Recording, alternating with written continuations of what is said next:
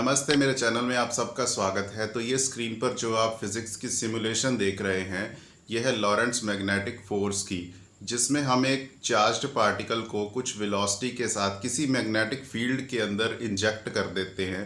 तो उसमें वेलोसिटी और मैग्नेटिक फील्ड वेक्टर के क्रॉस प्रोडक्ट के साथ जो फोर्स जनरेट होता है उस चार्ज पर, उसे कहते हैं लॉरेंट्ज़ मैग्नेटिक फोर्स। और इसी की सिमुलेशन ये आपको दिखाई दे रही है।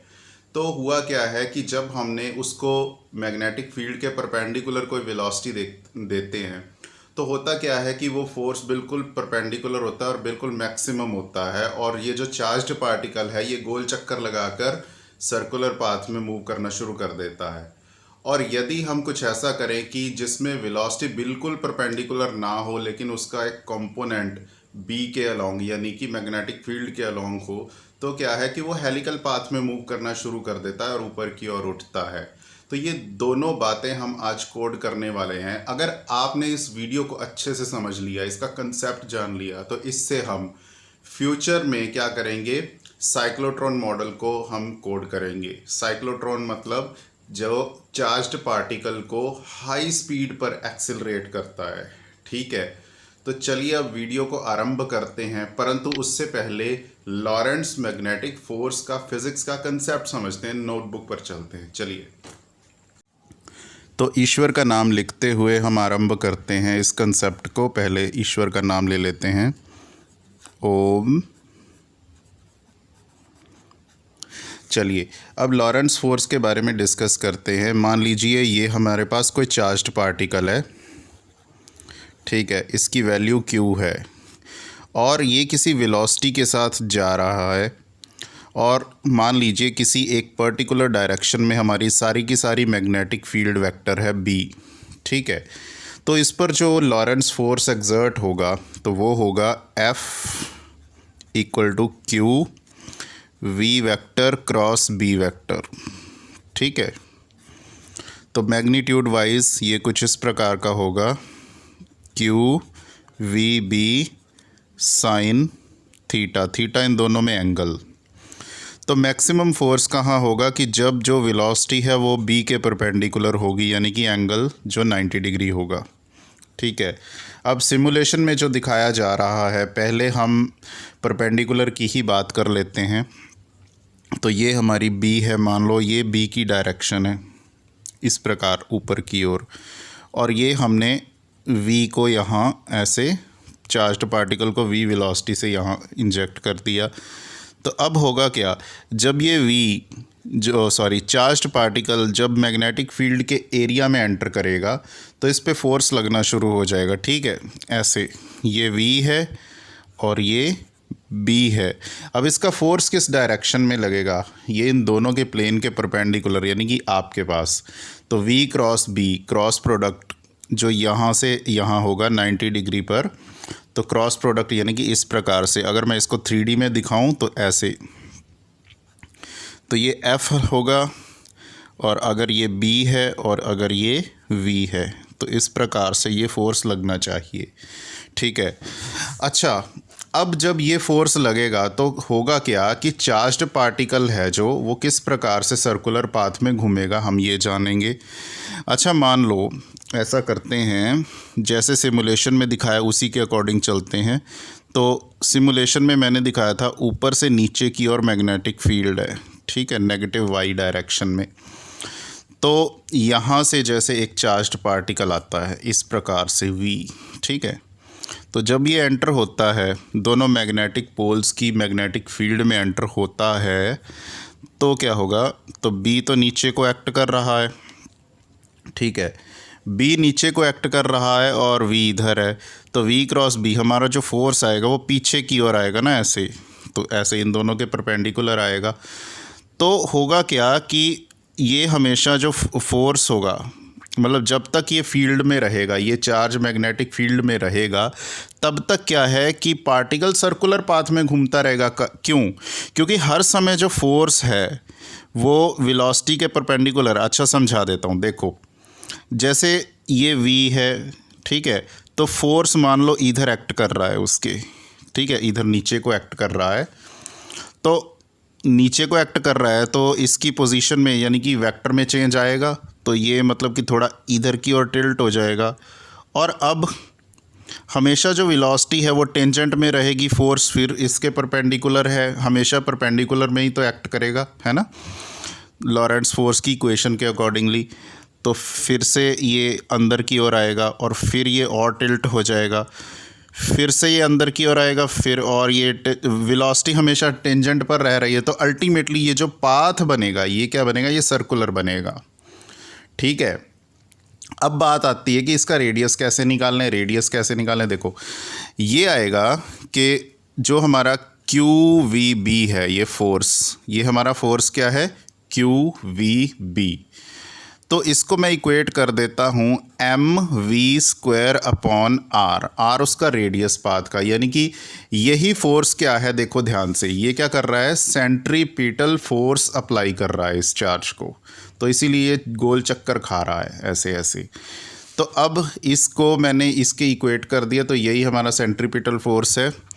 तो यहाँ से v को इस v के साथ कैंसिल करके मैं अगर सॉल्व करता हूँ तो रेडियस हमारे पास आएगा m v upon q B.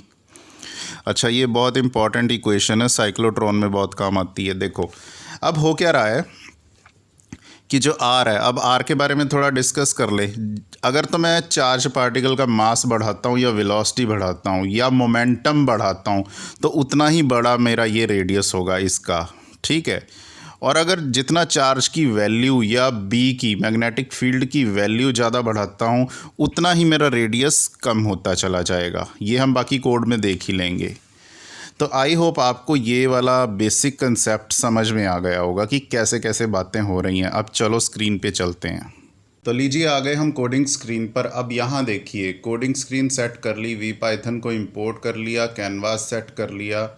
अब ये सारी की सारी कोडिंग मैंने ना कमेंट कर दी, वन बाय वन इसको ऑन करके समझाता जाऊंगा। देखो सबसे पहले बनाना है हमें सेटअप। मुझे दो मैग्नेटिक पोल्स चाहिए, नॉर्थ और साउथ पोल। तो इनको मैं ऑन कर देता हूँ। ये लो, ये दोनों मैग्नेट्स आ गए हमारे, ठीक। तो ये आप अपने आप एडजस्टमेंट करना है। इनकी साइज़ मैंने ये रखा, कलर एक का ब्लू, नॉर्थ पोल का ब्लू रख लिया, साउथ पोल का रेड रख लिया, तो ये ठीक है। ओपेसिटी इनकी कम कर दी। अच्छा, ओपेसिटी क्यों कम की है, क्योंकि मैं देखना चाहता हूँ ना कि मेरा चार्ज जो पार्टिकल है वो इनकी फील्ड के अंदर जब एंटर करता है वो मुझे दिखाई भी देना चाहिए। तो इसीलिए मैंने इनको थोड़ा ओपेसिटी कम कर दी, थोड़ी ट्रांसपेरेंसी बढ़ा दी। अच्छा, अब इनको थोड़ा सुंदर बनाने के लिए मैंने मैग्नेटिक फील्ड लाइंस का भी प्रयोग किया है। वो कैसे, देखो मैंने क्या किया, मैंने सिलेंडर की सहायता से ये वाली ये मैग्नेटिक फील्ड लाइंस क्रिएट की। चलो ये फालतू की लिस्ट हम हटा देते हैं, इसकी आवश्यकता नहीं है। अच्छा देखो, हमने यहाँ क्या कर रहे हैं कि ये सारी की सारी मैग्नेटिक फील्ड लाइंस हम क्रिएट कर रहे हैं सिलेंडर की, और इनकी सबकी जो एक्सिस है वो नीचे की ओर है, ठीक। और लेंथ मैंने 4-4 रख ली, यानी कि जितना इनके अंदर डिस्टेंस है नॉर्थ और साउथ के बीच में जितना डिस्टेंस है उतना मैंने। ओपेसिटी सबकी कम कर दी और रेडियस बहुत पतला ले लिया 0.002 और कलर येलो ले लिया, ठीक है। तो ये देखो, अगर ये इतना सेटअप आपको दिखाऊं तो ये कुछ ऐसा लगेगा, वाइल वन पास। तो ये इतना इस प्रकार से ऐसे लगेगा। YouTube बंद कर देता हूँ। ये देखो, ये इस प्रकार से ऐसा सेटअप दिखेगा। मैं दिखाना चाहता हूँ कि ये मैग्नेटिक फील्ड लाइंस है जो ऊपर से नीचे तक आ रही हैं, ये नॉर्थ पोल, ये साउथ पोल। तो अब आगे चलते हैं। ये सेटअप इतना हो गया। अब आगे देखो, अब इसमें हमने क्या एक लिया है, एक चार्ज पार्टिकल लिया है। देखो मैं ये पार्ट ऑन कर देता हूँ, इतना, ठीक है। इतना पार्ट ऑन कर दिया और ये वाइल को ख़त्म कर देता हूँ। वाइल समाप्त हो गया ये वाला। अच्छा, चार्ज, इलेक्ट्रिक चार्ज जो है वो स्फीयर लिया है रेड कलर का, छोटा सा 0.08। पोजीशन उसकी सेट, अभी ये जो लिखी हुई है मैं इसको बाहर सेट कर देता हूँ। ऐसा करता हूँ, अभी ये मैंने पहले सेट किया हुआ था, इसको मैं कर देता हूँ -2 पॉइंट, लेट अस से 2 पॉइंट नहीं, 2 पॉइंट नहीं, इसको थोड़ा बाहर से आएगा ना ये, तो बाहर से मैं लिखता हूँ -6 लिख लेता हूँ, और बाकी की जगह यहाँ पर मैं लिखूँगा 0, और यहाँ क्या लिखता हूँ, यहाँ हाँ -2 रहने देता हूँ, ठीक है। मेक ट्रेल कर दिया ताकि वो जहाँ जहाँ उस मोशन क्रिएट करे उसकी पूंछ भी बनाता जाए ना, मुझे पता भी लगे कैसे मूव कर रहा है। तो ये जो इलेक्ट्रिक चार्ज है इसका चार्ज मैंने 0.1 रखा है, ठीक है। अब इसको चेंज कर सकते हो, चेंज कर करके एक्सपेरिमेंट कर सकते हो। मास 0.06 रख दिया और इसकी जो वेलोसिटी है ना, वेलोसिटी वो इतनी रख दी। अरे एक मिनट, यहाँ मैंने थोड़ी गलती कर दी, मैंने इसको -6 करना था, -6 ये सही है अब। अच्छा जो इसकी वेलोसिटी है ना वो रखी है 6 और अभी इसको मैं x डायरेक्शन में ही मोशन देता हूँ तो मैं 0 रखता हूँ। बाद में अगर y कंपोनेंट में मोशन देंगे जैसे मैंने नोटबुक पे समझाया था तो उससे क्या है, हेलिकल पाथ में मूवमेंट शुरू कर देगा। चलो ये इतना हो गया। अब मैग्नेटिक फील्ड की वेलोसिटी जो हमने ली है यहाँ पर वो ली है मुझे लगता है, एक मिनट, हाँ वो, हाँ उसकी स्ट्रेंथ जो हमने ली है 2.56, ठीक है। ये डायरेक्शन है उसकी, ऊपर की ओर ली है। मैं ऐसा करता हूँ इसको, चलो इसको अभी ऐसे रहने देता हूँ। आप यूँ मान के चलो कि नॉर्थ पोल नीचे है, साउथ पोल ऊपर है। इसका इधर से नाम चेंज कर देते हैं, ठीक है। यहाँ पे मैं नाम चेंज कर रहा हूँ क्योंकि मैग्नेटिक फील्ड जो होती है वो नॉर्थ से साउथ होती है। तो यहाँ मैं साउथ कर देता हूँ, ठीक है, बाय मिस्टेक मैंने वो कर दिया। तो यहाँ मैं नॉर्थ लिख देता हूँ, नॉर्थ। तो इनके रंग में भी चेंज कर देता हूँ। चलो ऐसा मान लो कि रेड जो है नॉर्थ है, वो ब्लू जो है साउथ है। चलो ये सेटअप हो गया क्रिएट। अब हम चार्ज पार्टिकल पर लॉरेंट्ज फोर्स अप्लाई करके उसको मूव करवाएंगे। टाइम और डिस्प्लेसमेंट टाइम हो गया। चलो अब देखो, अब यहाँ पर असली खेल शुरू होता है, ये इतना इतना वाइल लूप में।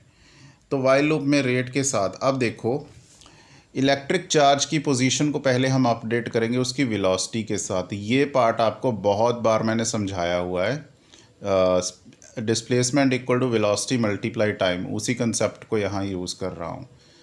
अच्छा अब आगे बात आती है कि जब चार्ज्ड पार्टिकल नॉर्थ पोल मतलब मैग्नेटिक पोल जो है हमारे, उनके फील्ड में, उनके एरिया में जब घुसेगा अपनी वेलोसिटी के साथ, इस वेलोसिटी के साथ, तब उस पर ये फोर्स लगना शुरू होगा। ये बाद में बताऊंगा। तो पहले ये क्या है, ये बाउंड्री कंडीशन दी है कि जब वो मैग्नेटिक फोर्स जो है, मैंने अभी ये मान के चल रहा हूँ कि मैग्नेटिक फोर्स जो है वो बिल्कुल तब शुरू होगा जहाँ पे उनकी ज्योमेट्री है, यानी कि जितना उनका साइज़ है उतने उतने दायरे में, उतने क्षेत्रफल में उनकी मैग्नेटिक फील्ड है। हालांकि दूर दूर तक होती है वो मुझे मालूम है, परंतु अभी हम ऐसा मानते हैं, ठीक है।